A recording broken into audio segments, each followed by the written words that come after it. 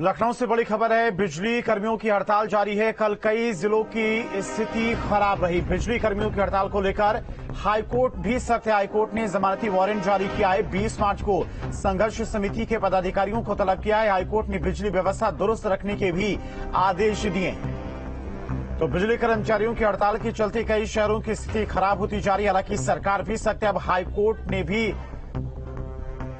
चेतावनी दी है। ये 5 तस्वीरें आपको दिखा रहे। हरदोई, मिर्जापुर, एटा, कुशीनगर और औरैया में 72 घंटे की हड़ताल पर बिजली कर्मचारी हैं। हालांकि कुछ जगहों पर बिजली कर्मचारी अपने काम पर पहुंचे हुए थे, ड्यूटी पर पहुंचे हुए थे, लेकिन कुछ जगहों पर जो बिजली कर्मचारी हैं अपनी मांगों को लेकर 72 घंटे से हड़ताल पर हैं, जिससे कई व्यवस्थाएं प्रभावित हो रही हैं। और लखनऊ से संवाददाता निखिल हमारे साथ इसी खबर पर तमाम जानकारी के साथ जुड़ गए हैं।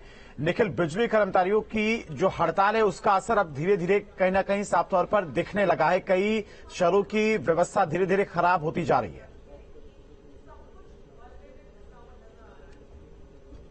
देखिए, शुरू से माना जा रहा था कि अगर बिजली कर्मचारी हड़ताल करेंगे तो इसका असर 24 घंटे बाद दिखाई पड़ेगा। अब 24 घंटे से ज्यादा का वक्त हो चुका है और उसका असर अब धीरे धीरे दिखने भी लगा है। दरअसल किसी भी पावर स्टेशन को चलाने के लिए एक तरफ बिजली विभाग के कर्मचारी, जेई इंजीनियर और सुपरिटेंडेंट इंजीनियर होते हैं, तो दूसरी तरफ एक संविदा कर्मियों की फौज होती है जो विद्युत लाइनों पर काम करती है।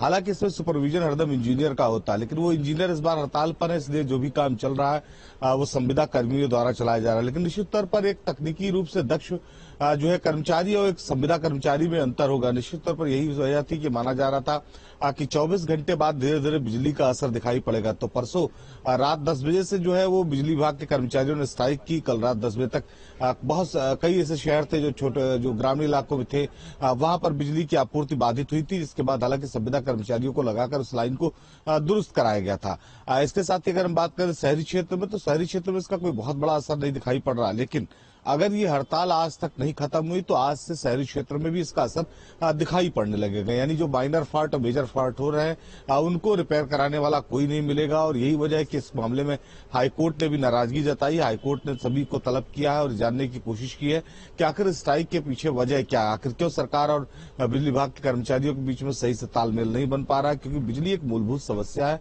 और अगर विद्युत व्यवस्था बाधित होती तो ऐसे में प्रदेश का बड़ा तबका भी प्रभावित होगा।